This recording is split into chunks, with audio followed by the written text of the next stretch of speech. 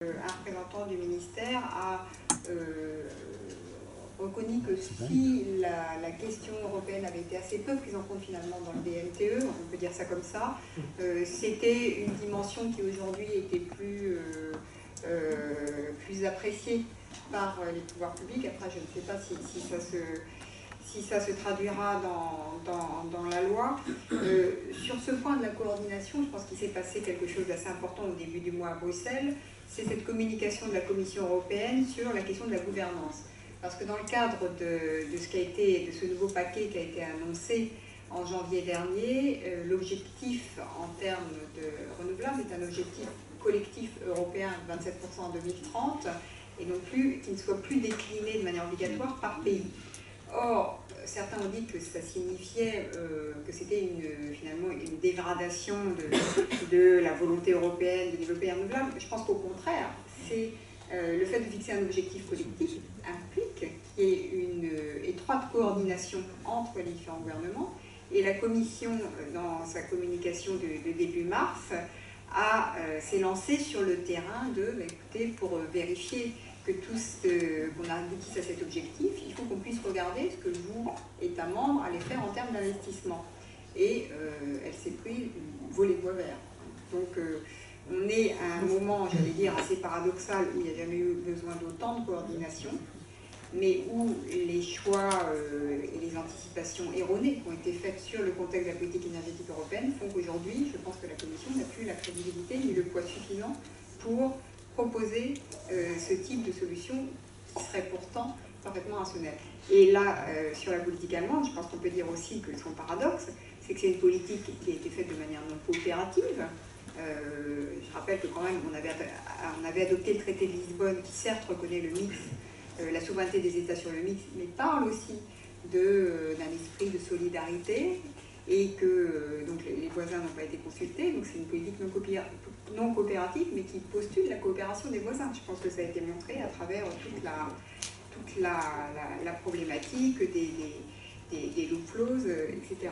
Donc les Allemands aujourd'hui sont assez conscients qu'ils ont besoin de leurs voisins pour réussir l'énergie 22. C'est la nouveauté par rapport à 2011, les voisins français, mais aussi les voisins polonais ou les voisins tchèques. Donc il y a à la fois une volonté de se parler, et en même temps, au niveau communautaire, une décrédibilisation qui n'est pas forcément de la faute de la Commission. Les États membres ont bien joué leur rôle, ont beaucoup joué leur rôle, qui fait qu'on n'a pas vraiment d'enceinte ni de mécanisme de dialogue efficace. Et ça, à mon avis, c'est le point le plus problématique. Je peux rajouter, il y a un article de Jean-Marie Chevalier dans les Échos aujourd'hui qui reflète une idée qui commence à prendre corps, qui est de créer un gestionnaire de réseau commun en fait. Et ça pourrait être l'Airbus de l'énergie, c'est un peu... Mais on sent que c'est à ce niveau-là que ça joue en fait. Les prérogatives du RTE, on sent qu'elles doivent être au niveau européen, aussi bien en termes de besoins, d'établissement du bilan prévisionnel, besoin de lignes, etc. Oui, André-Jean Guérin, sur le même registre en définitive de cette... Que veux-tu dire? Non, pardon.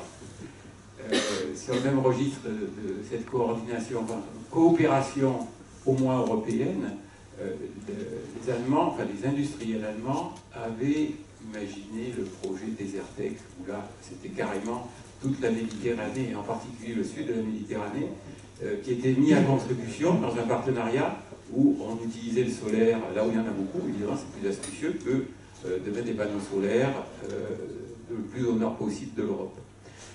À défaut d'avoir des transports transméditerranéens, on ne comprend pas bien pourquoi il n'y a pas eu de suite avec une coopération sud de l'Italie, Espagne, permettant de valoriser beaucoup mieux la production solaire, par exemple.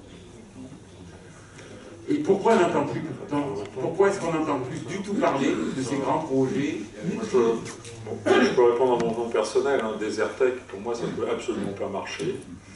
Je pense que les Allemands ont une fascination pour le solaire qui est complètement irrationnelle.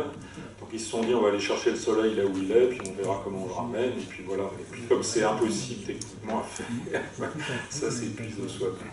Si on se situe dans l'histoire allemande, je pense que le projet Desertec et de manière générale les grands projets de super grids, parce qu'on a aussi des grands projets qui vont de la Scandinavie jusqu'au sud de la Méditerranée, fait partie finalement des grandes utopies qui sont souvent revenues dans le débat. Et ce qui est intéressant, c'est que je trouve qu'en Allemagne, il y a à la fois ces grands projets, méga projets plus qu'européens, et ce qu'Étienne a décrit en matière d'autoconsommation. C'est-à-dire qu'on est à la fois dans des visions très grandioses et dans des visions complètement très autarciques, qui sont d'une certaine manière assez passéistes. C'est quand même un modèle plus de pays en développement, le modèle je produis ce que je consomme. Donc, dans les deux cas, je pense qu'on est dans l'utopie. Et ce que la coalition est en train de faire actuellement, une sorte de réglage hyper réaliste de la situation. Il est intéressant de voir qu'on a donné au SPD la responsabilité de la politique énergétique qu'on a rattachée au ministère de l'économie, que le SPD tient aussi, et que le but c'est donc bien, à travers la politique énergétique, d'essayer de rééquilibrer les choix économiques qui ont été faits. Je rappelle que le SPD est aussi le parti qui tient de nombreuses municipalités et la plupart, sinon tous les lenders aujourd'hui, enfin 15 sur 16 ou 7 sur 16. Donc ça lui donne une responsabilité à tous les niveaux sur l'énergie 22, qui est aussi bien une tâche fédérale qu'une tâche locale et régionale. Oui, à mon tour d'ajouter un point. Donc Desertec s'inscrit dans une perspective plus générale. Si vous vous souvenez bien des termes mentionnés à propos des objectifs de la politique allemande, la part des renouvelables s'inscrit dans la consommation et non pas dans la production. C'est-à-dire qu'on ne s'interdit pas, voire au contraire, on prévoit d'importer de l'énergie renouvelable massivement, et notamment de l'électricité d'origine renouvelable, des pays qui en produisent à meilleur coût que l'Allemagne. Donc Desertec était tout à fait cohérent avec ce schéma. Mais on bute sur des questions de transport. Vous avez vu le temps qu'il a pris pour construire une ligne de 1 gigawatt entre la France et l'Allemagne, donc entre la France et l'Espagne, j'y arrive. Donc vous imaginez s'il faut construire des lignes de plusieurs dizaines de gigawatts entre le Maghreb et puis sous la mer et l'Europe.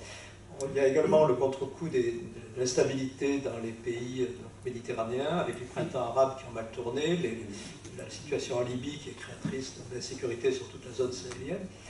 Et puis aussi peut-être un aspect qui est toujours lié dans la démarche politique énergétique allemande, c'est de pouvoir l'utiliser comme un débouché pour l'industrie allemande. Et donc, à mon sens, l'industrie allemande va se faire la main sur les techniques de transport en courant continu, puisque c'est ce qui est prévu sur les principaux axes internes à l'Allemagne, donc ça ne dépend de personne d'autre. On va construire des lignes à haute tension en courant continu. Or, les techniques ne sont pas encore aussi communes que pour le courant alternatif. Donc, l'Allemagne espère acquérir une espèce de savoir-faire un peu avant tout le monde, qui lui permettrait, si vraiment elle y parvient à un coût raisonnable, à ce moment-là, de revitaliser ce type de projet. Ce ne sera pas forcément Desertec, mais ce sera quelque chose qui va dans cet esprit-là. On peut citer un ordre de grandeur quand même, qui est le raccordement d'un champ éolien en mer du Nord. Je crois que pour 900 MW, on est à 1 milliard d'euros, quelque chose comme ça. C'est un contrat que Alstom a remporté. Donc c'est des sommes pour... Et en plus, c'est de l'énergie intermittente, c'est-à-dire qu'il y a 900 MW, mais que ça produit qu'un tiers du temps. Donc en énergie, on a quand même... Bonsoir. Frédéric Berthenet, d'abord merci beaucoup pour les trois présentations très claires et très complémentaires. Et ensuite, deux questions liées. La lignite apparaît quand même dans ce paysage comme, enfin, vu de l'extérieur, comme un grand méchant, une énergie quand même qui entre mal dans l'image qu'on se fait du futur, qui est même associée donc aux images qu'on ne nous a pas montrées, mais effectivement de villages déplacés, de villages déplacés, d'une exploitation qui quand même n'entre pas très bien dans le paysage également. Et pourtant, pour le moment, ça continue. Donc ma question c'était, est-ce qu'il y a une chance que dans la période future ce soit déplacé, ou est-ce que les lobbies autour sont trop puissants par rapport à ça? Et autre question, par contraste avec cette énergie très nationale, le gaz, où l'actualité met particulièrement en relief la dépendance externe et les risques qui lui sont associés, est-ce que cette énergie peut retrouver une place finalement dans cette vision culturelle allemande?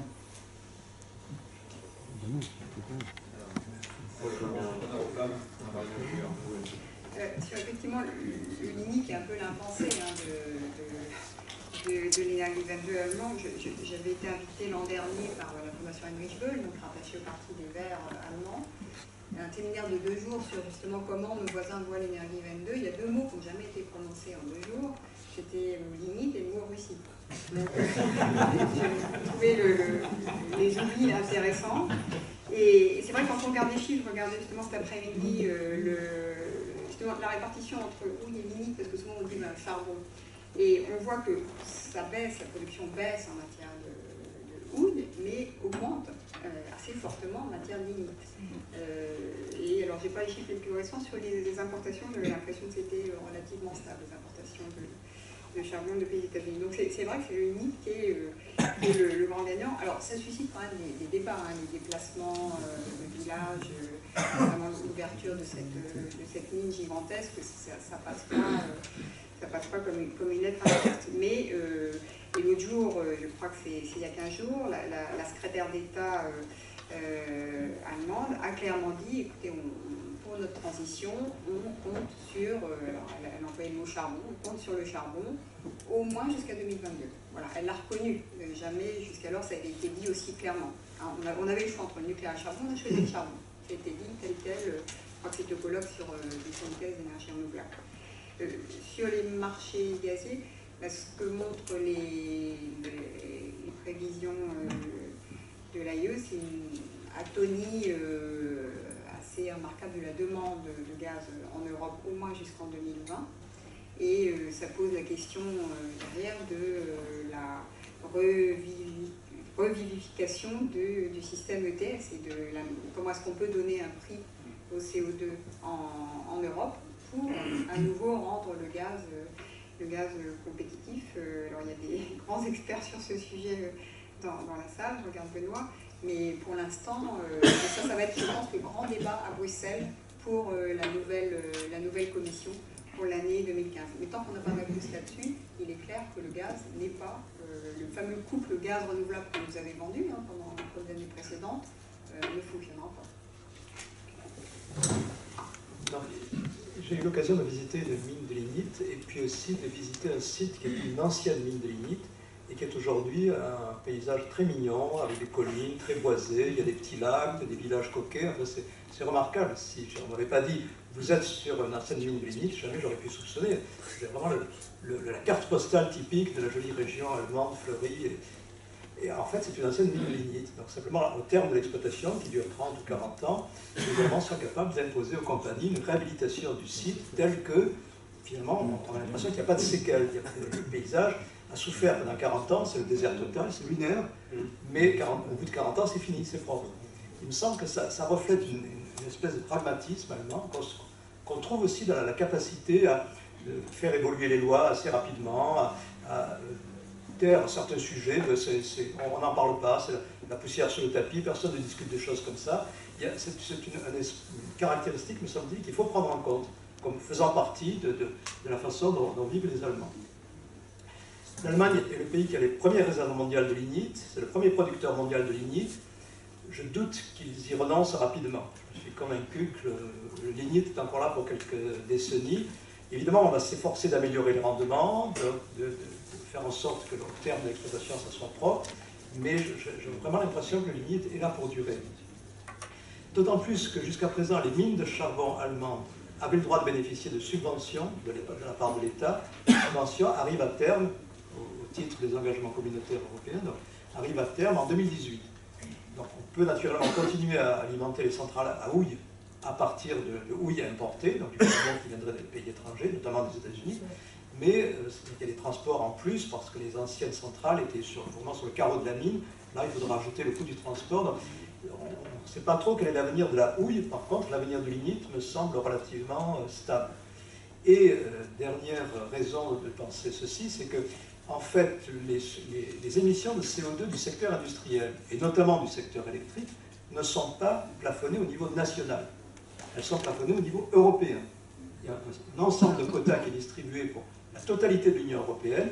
On ne peut pas émettre plus de CO2 qu'il n'y a de quotas en circulation, mais ce n'est pas pays par pays, c'est sur l'ensemble de l'Union européenne. Notamment, l'Allemagne peut profiter du fait que les autres pays étant en récession économique, donc produisent moins, donc ont moins besoin d'émettre du CO2, donc ont moins besoin de quotas.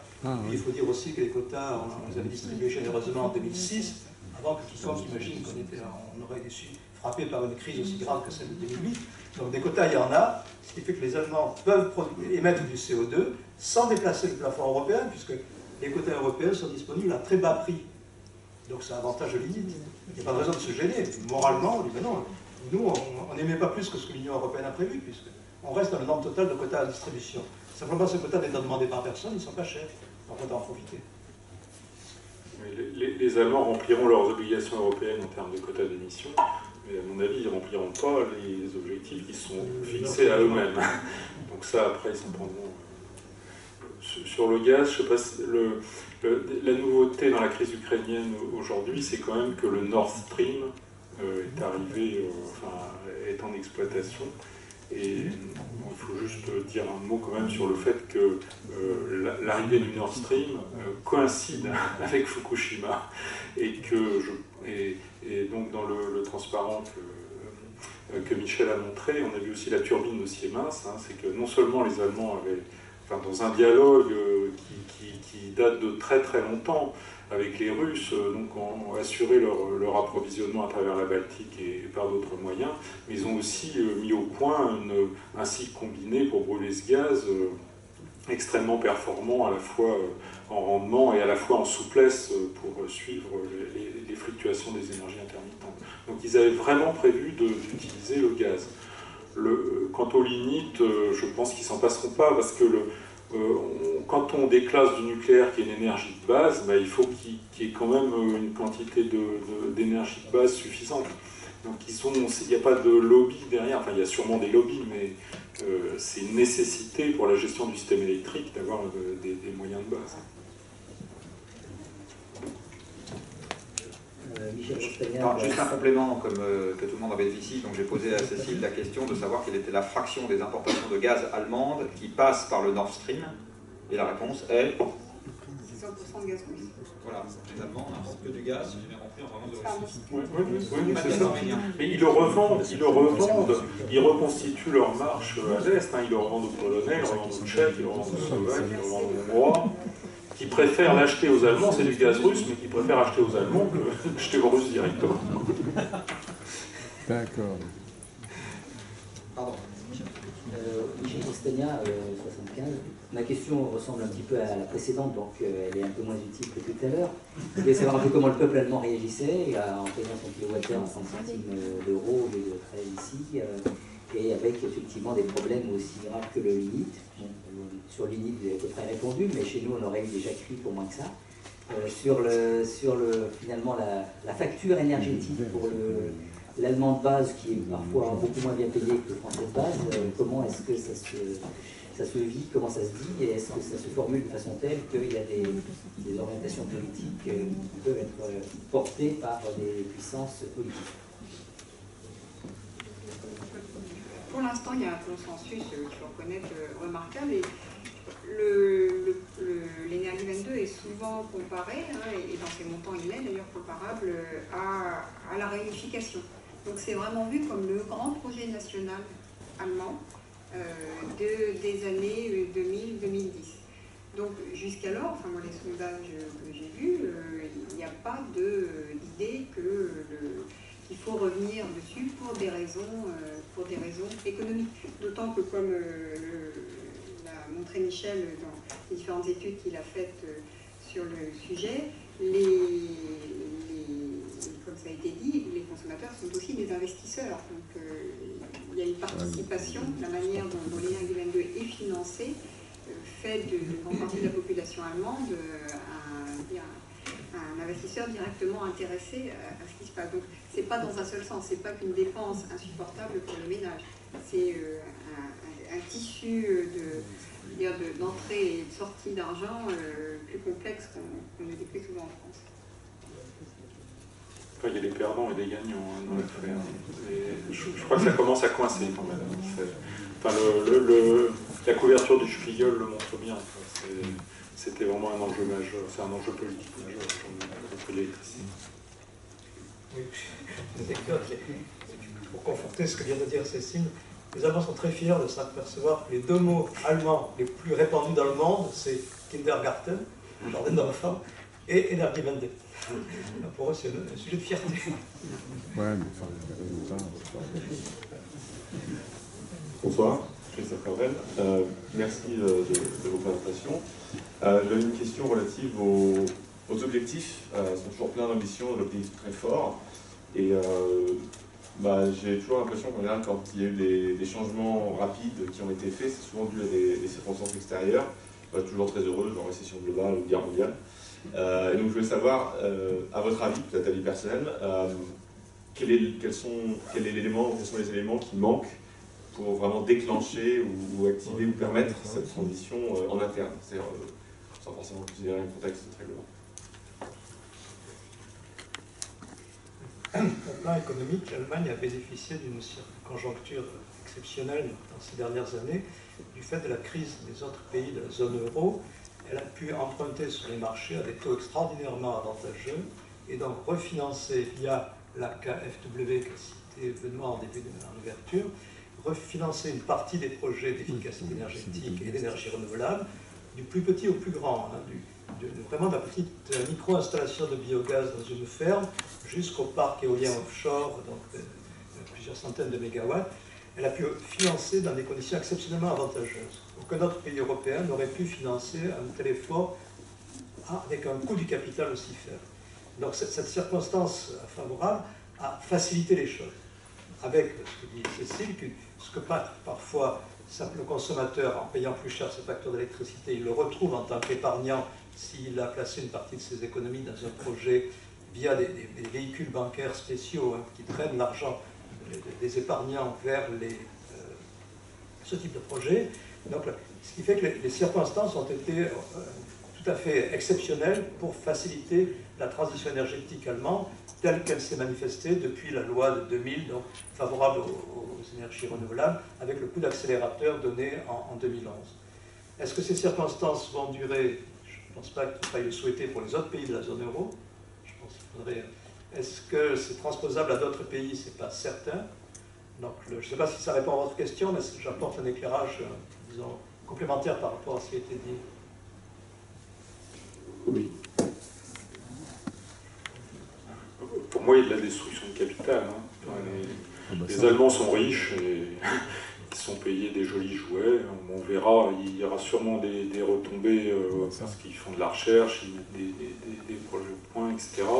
Enfin, dans le photovoltaïque, on n'a pas évoqué encore, mais c'est un sacré fiasco quand même. Hein. Enfin, ils se sont fait tailler les croupières par les Chinois de façon tout à fait imprévue. Oui, Gérard Ridet, j'ai un petit complément d'information et d'interrogation à l'exposé de Mme Maisonneuve. Gabriel donc, a pris la direction du changement énergétique, donc le SPD, mais en face, il a un ennemi qui n'est pas simple, c'est le patron de la Bavière, qui a dit « Moi, je ne veux pas de ligne à haute tension à moins de 5 km d'habitation ».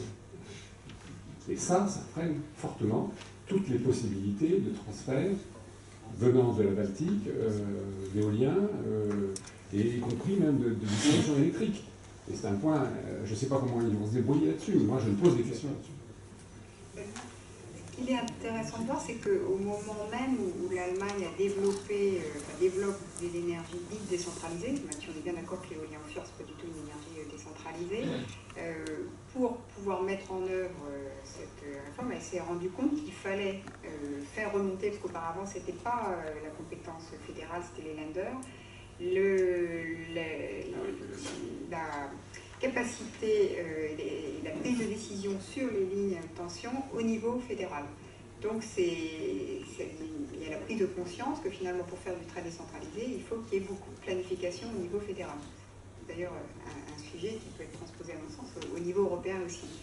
Et ce que vous exprimez, c'est précisément ce conflit-là. Et aussi, je crois l'avoir un petit peu montré, il y a une spécificité bavaroise assez forte tout au long de l'histoire énergétique de l'Allemagne.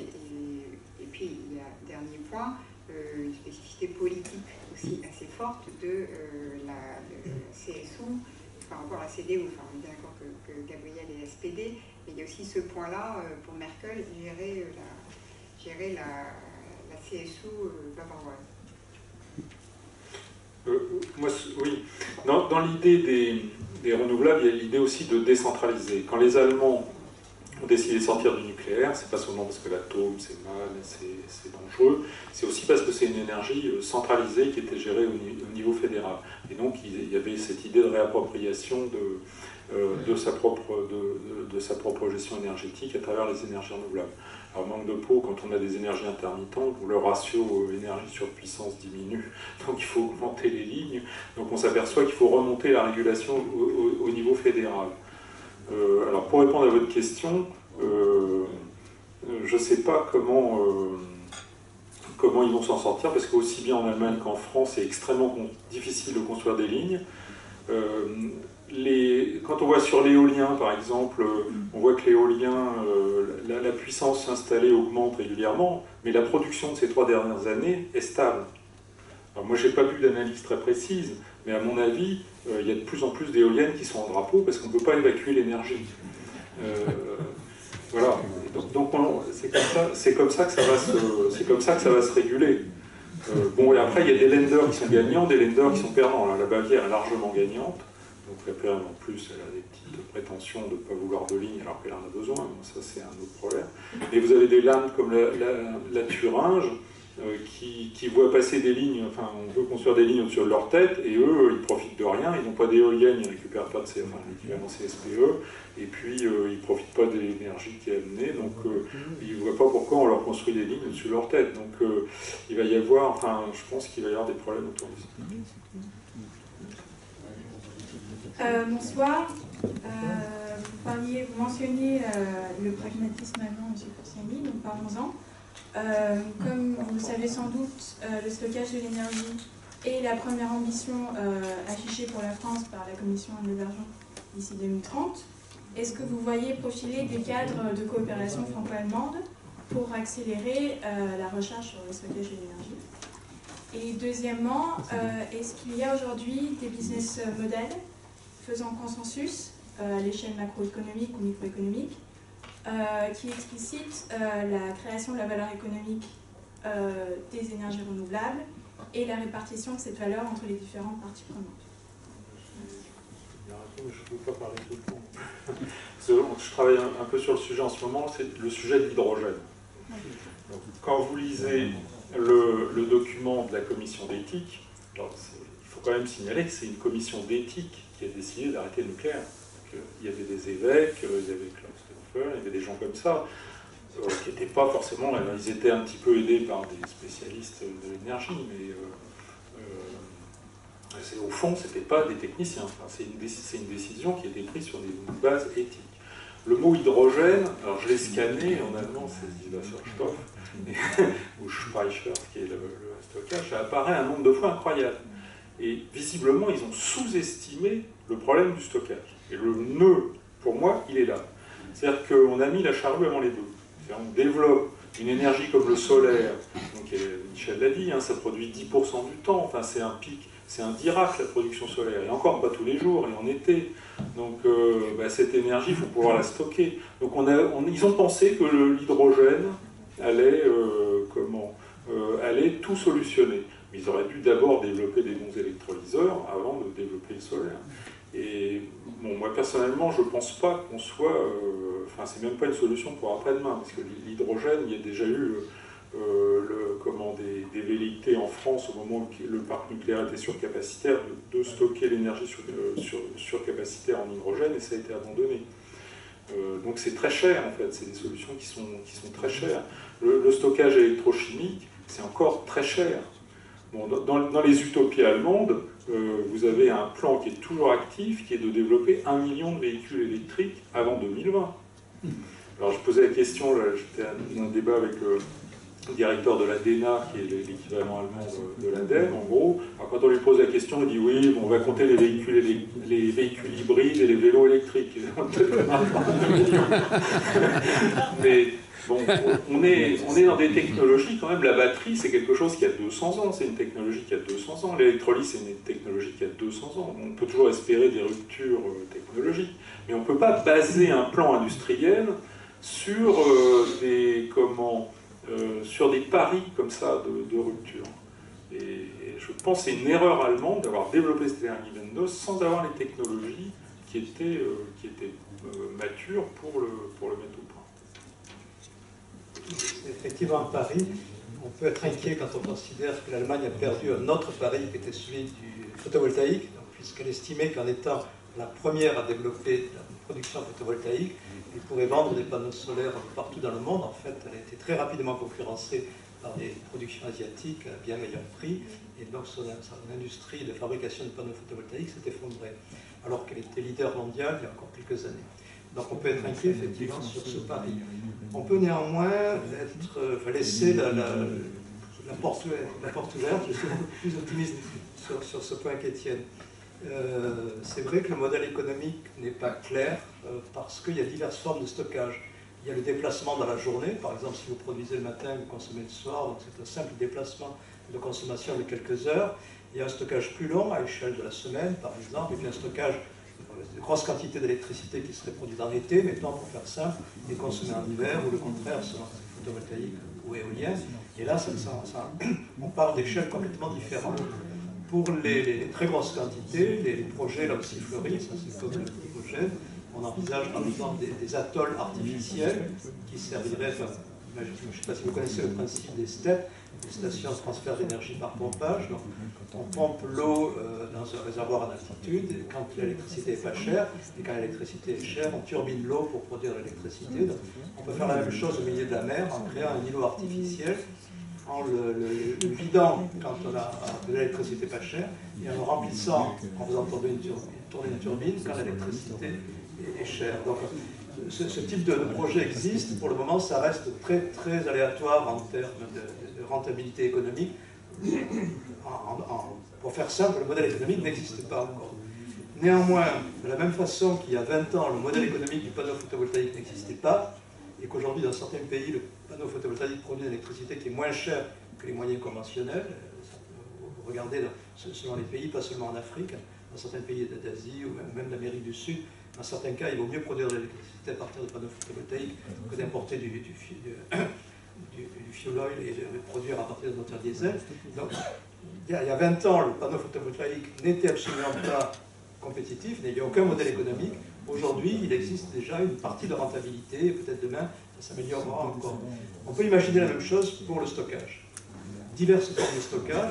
Actuellement, RWE, Étienne a dit que c'était à certains égards une entreprise qui cherchait à devenir pilote là-dessus, commercialise ce qui ressemble à un gros frigo, comme un bac congélateur, qui est un moyen de stockage donc individuel qui se met chez soi. Quand on a des panneaux solaires, on peut stocker ce qui est produit pendant la journée pour le consommer pendant la nuit. Donc et les Allemands en achètent. Alors, pas tous, naturellement, c'est très cher, c'est complètement anti-économique, mais en termes d'image, en termes d'engagement militant, ça a du sens, donc ça se vend malgré tout. Et peut-être on peut imaginer que ce type de produit, même si ce sont des batteries dont on sait très bien qu'il n'y a pas eu de performance majeure, il n'y a pas eu de percée technologique qui révolutionne le principe de la batterie, néanmoins ça commence à s'améliorer. Ce sont des améliorations incrémentales chaque année, meilleur taux de remplissage, moindre coût, meilleure longévité sur les cycles charge-décharge, etc. On peut imaginer que le système arrive à partiellement une part économique. Donc, pour en revenir à votre toute première phase de votre question, aujourd'hui, très clairement, Airbus ne serait pas possible. Aujourd'hui, si on disait on va rassembler les entités qui produisent des avions en France, en Allemagne, en Espagne, en Italie, et puis les réunir dans un consortium qui s'appelle Airbus, la Direction Générale de la Concurrence à Bruxelles dirait stop, c'est anticoncurrentiel, pas question, c'est interdit. Aujourd'hui, il n'y aura pas d'Airbus de l'énergie tant que la Direction générale de la concurrence à Bruxelles sera en place. Rien que le fait de se réunir était suspect. Par contre, il y a des efforts communs, même s'ils sont marginaux en termes de recherche. Il y a un centre conjoint de recherche communautaire, il y a des partenariats via les programmes du 7e plan PCRD, plan communautaire de recherche et développement. Donc il y a des partenariats en recherche. Je ne vois pas, autrement que par fusion et acquisition, c'est-à-dire en processus concurrentiel normal, je ne vois pas se dessiner un Airbus de l'énergie ou quoi que ce soit qui permette de créer une entité européenne de taille conséquente en matière de stockage de l'électricité, puisque c'était votre première question. Et sinon, pour revenir au pragmatisme allemand, un autre exemple a été fourni il y a quelques instants avec les véhicules donc électriques. Vous avez su, il y a quelques mois, Bruxelles a complètement bloqué la proposition de directive qui visait à renforcer les critères d'émission de CO2 par kilomètre des véhicules.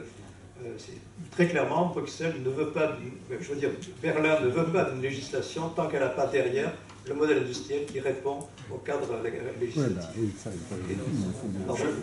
Je fais un petit complément sur le stockage, si je peux me permettre. C'est que le modèle économique n'y est pas aujourd'hui à cause de l'effondrement des prix de marché. Donc il n'y a pas d'incitation économique.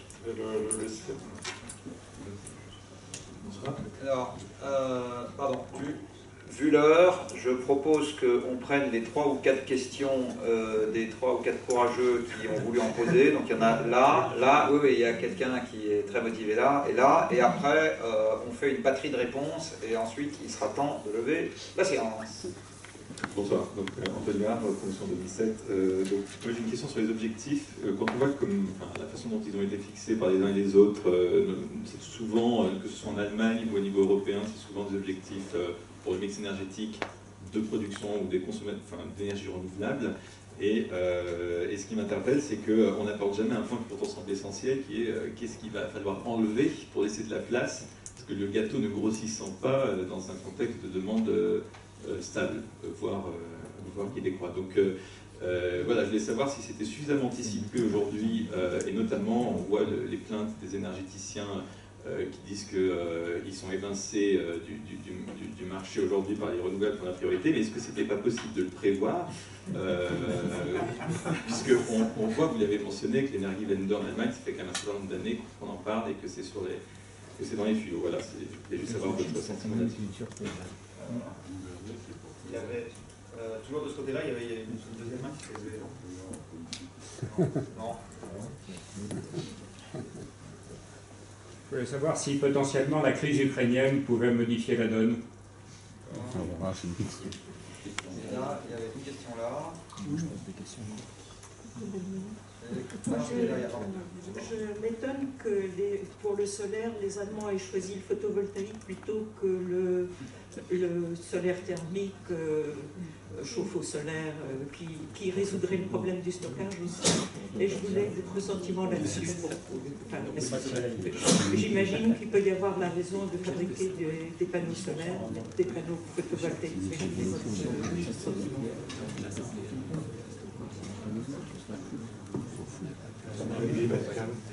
D'abord une contribution linguistique.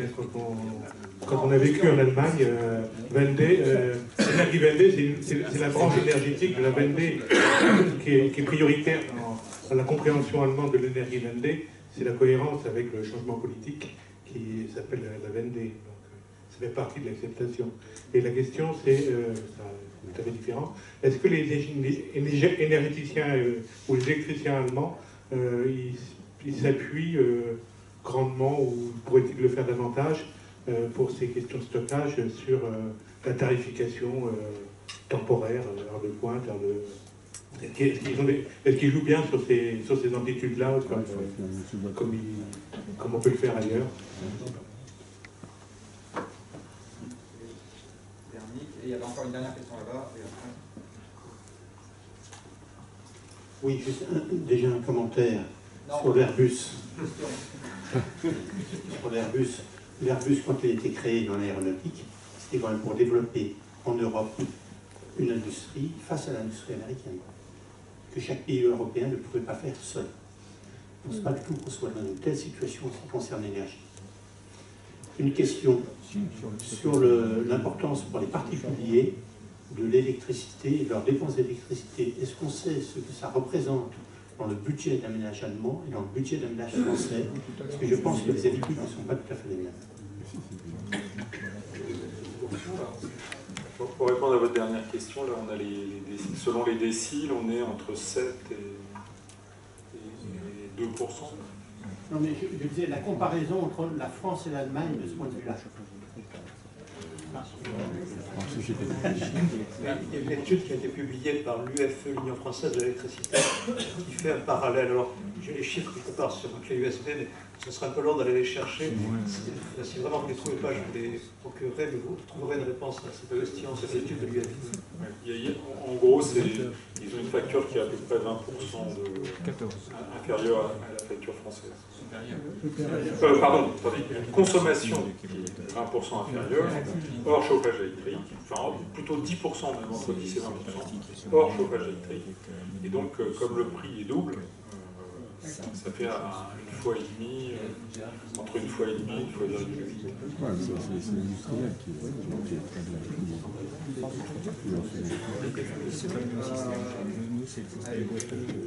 Sur la question qui a été posée sur si on ajoute, qu'est-ce qu'il faut enlever, ça repose, c'est une autre manière de poser la question de la coordination et de la gouvernance du projet global. Et effectivement, ça n'a pas été pensé pour des raisons institutionnelles liées à la manière très ambiguë dont est rédigé le traité de Lisbonne, qui, comme je le rappelais, à la fois réaffirme la souveraineté des États sur le mix, tout en disant la Commission a une compétence. Mais c'est une lecture plutôt souverainiste qui a été faite du traité de Lisbonne. Et disons les choses, le fait aussi qu'à Bruxelles, il n'y ait pas eu beaucoup de coordination au sein de la Commission, et plutôt des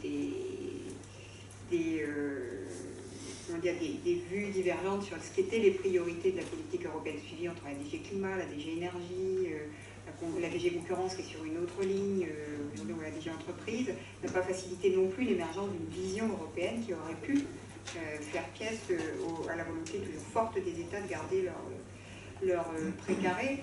Ce qui est certain, c'est qu'avec la directive sur les émissions industrielles, on va voir le retrait et la fin des subventions, on va voir le retrait d'un certain nombre d'usines, de centrales charbon. Dans le même temps, on a bien vu que le gaz n'était pas compétitif. Donc certains prédisent que les années 2015 et surtout 2016 seront des années extrêmement compliquées, voire on pourra avoir un vrai problème de sécurité électrique. Ce qui est un paradoxe complet. La sécurité en matière gazière, on peut comprendre qu'elle soit sujette à caution puisque le gaz est largement importé. En matière électrique, normalement, c'est une ressource domestique. On répond tout à suite. Sur la crise ukrainienne, déjà observons que ça n'a pas entraîné de rupture d'approvisionnement gazier, puisque je pense que d'une certaine manière la Russie, ou du moins Gazprom, n'a pas forcément les moyens de s'offrir un arrêt de la fourniture de son gaz à ses clients européens. Gazprom souffre aussi de l'atonie de la demande européenne, ça c'est une première remarque.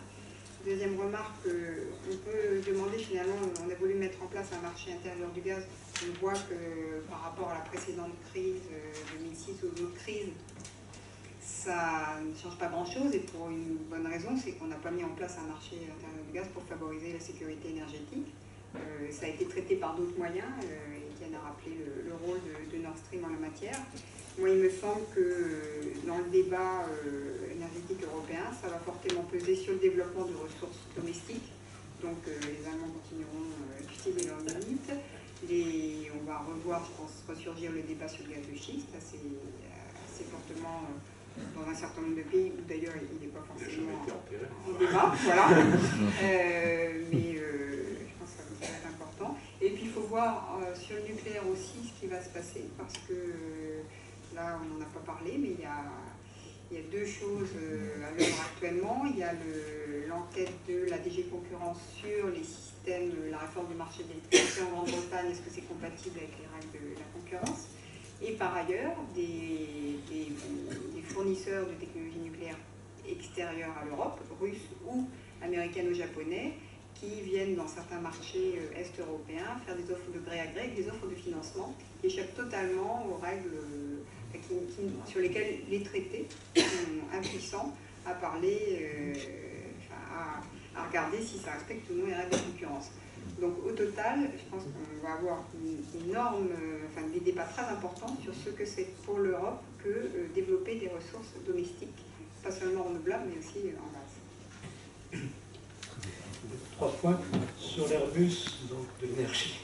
On peut avoir effectivement divers points de vue. En ce qui concerne Airbus Industrie, l'aéronautique, pour moi j'ai retenu que le consortium Airbus avait été créé parce qu'on analysait au moment où ça a été fait, donc au tournant des années 70, un marché à l'exportation, donc une équipe dans la plupart des pays du monde, un besoin en avion, moyen courrier, long courrier, etc., considérable, et que l'industrie européenne étant performante avec la production des caravelles, des comètes, etc., selon les pays, elle n'arrivait pas à percer sur le marché d'exportation du fait de son éclatement. En regroupant, en capitalisant donc sur la totalité des connaissances, on pouvait conquérir un marché d'exportation. Le pari a été gagné, à mon sens.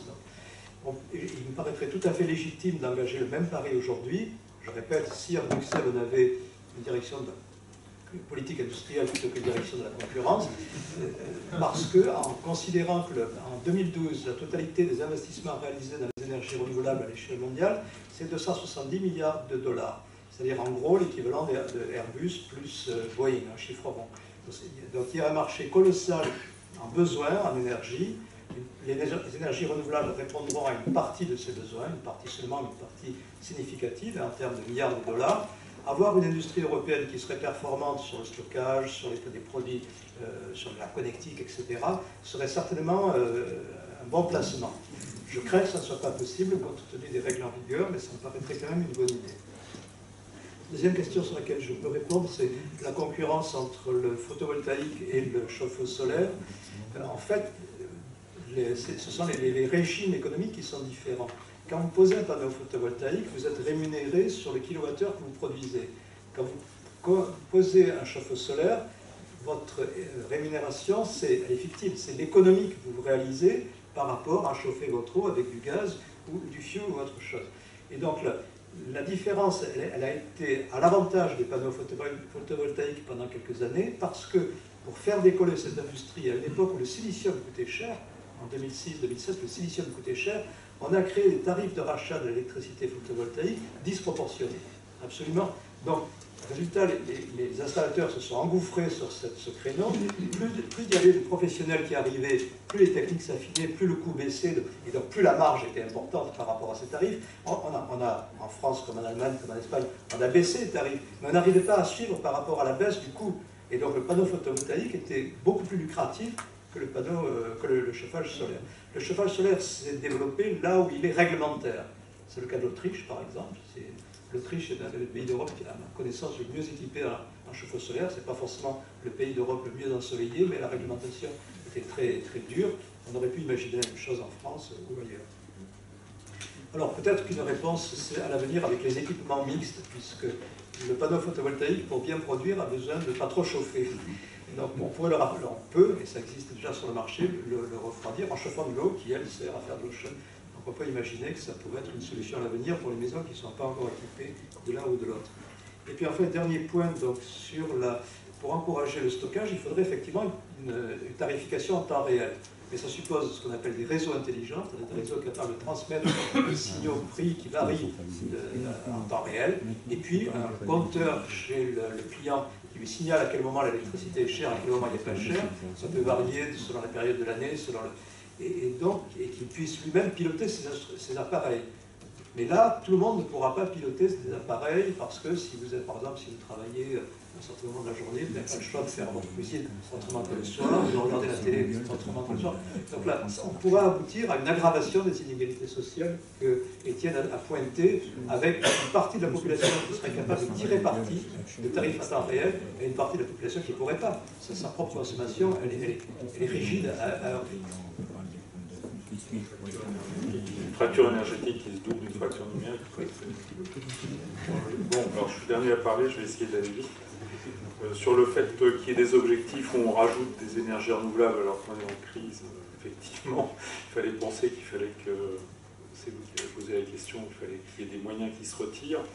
Alors de ce côté-là, les électriciens sont fautifs et pas fautifs, hein. Il y a une espèce d'expropriation.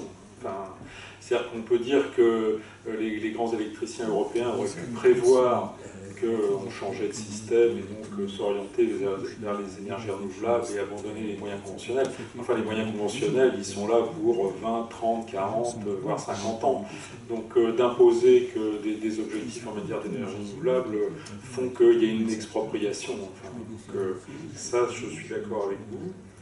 Sur l'Ukraine, j'avais à moitié répondu à la question. Hein. Je pense que la situation n'est pas du tout la même qu'il y a 5 ans, dans la mesure où le Nord Stream amène 55 milliards de mètres cubes par an maintenant. Et j'ai eu l'information à midi d'un collègue allemand il n'y a aucun problème. Enfin, les Russes et les Allemands ont une relation de confiance qui date de fort longtemps. Et donc, les Allemands sont prêts, avec les flux de rebours, à alimenter les pays avoisinants. En plus, l'hiver a été très doux, donc les stockages sont complètement pleins en Allemagne. Donc, à court terme, il n'y a pas de problème, enfin, de ce que j'ai compris. Pour l'eau chaude et le PV, moi j'irai un petit peu plus loin que ce que tu as dit. Hein. C'est vrai qu'il y a cette histoire de subvention qui a favorisé le PV, mais je crois que les Allemands avaient une ambition sur le photovoltaïque, une ambition industrielle. Ils savent qu'ils n'ont pas beaucoup de soleil. Et leur ambition, c'était de développer une industrie photovoltaïque, et là-dessus, bon, ils se sont clairement loupés. Et le dernier point, tu l'as évoqué, hein, c'est la tarification. On n'est pas plus tellement dans la tarification à la pointe ou en creux, comme on a bien connu avec nos ballons d'eau chaude. Aujourd'hui, les marchés sont tellement détraqués qu'on a des prix à la pointe, quelquefois, qui sont inférieurs aux prix en base. Donc ça ne veut plus rien dire. Enfin, donc on est obligé de passer à un modèle smart grid où on reçoit de la tarification en temps réel qui dépend du fait qu'il y a du vent ou qu'il n'y a pas de vent. Vous savez qu'il y a des prix négatifs aujourd'hui sur les marchés. Je pense que ça commence à être bien connu. Donc, mais ça, c'est pas transmis au consommateur final, le prix négatif. On ne lui dit pas, voilà. Tant qu'on n'a pas ça, il n'y a pas de réaction de la demande. Et bon, personnellement, moi, j'ai travaillé aussi sur les questions de smart grid, et tant qu'il n'y a pas toute l'infrastructure de signaux qui permettent d'envoyer les bons signaux, et avec les appareils qui réagissent derrière, on ne le fera pas. Et ça, c'est, je pense aussi avoir mis la charrue avant les bœufs, c'est-à-dire qu'il aurait fallu les smart grid pour pouvoir développer les énergies renouvelables et pas l'inverse. Ça sera donc le mot de la fin. Je crois que vous pouvez chaleureusement remercier les intervenants.